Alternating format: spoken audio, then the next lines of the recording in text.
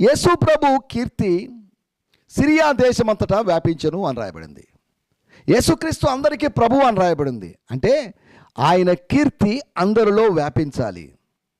Syria దేశం మాత్రమే కాదు, సమరయ కాదు, యూదయ మాత్రం కాదు, గలిలయ కాదు, అన్ని దేశాల్లో ఆయన కీర్తి వ్యాపించాల్సినటువంటి అవసరం ఉంది. ఆయన కీర్తి వ్యాపించడానికి కారణం ఏంటి? ఎవరు వ్యాపింపజేశారు?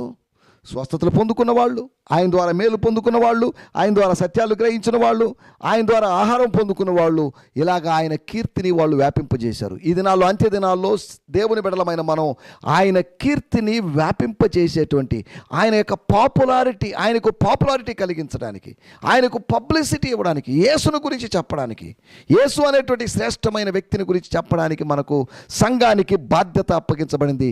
Great commission అప్పగించబడింది. ఆ గ్రేట్ కమిషన్ ప్రకారం, లేకపోతే ఆ అంత్య కల్పన అని చెప్పబడుతున్నటువంటి, లేకపోతే చివరి ఆదేశము అని చెప్పబడినటువంటి దాని ప్రకారము సర్వలోకానికి వెళ్ళి యేసును గురించి చెప్పడానికి, యేసును గురించి విషయాలు బోధ చేయడానికి, తద్వారా యేసు కీర్తి అంతటా వ్యాపించాలి.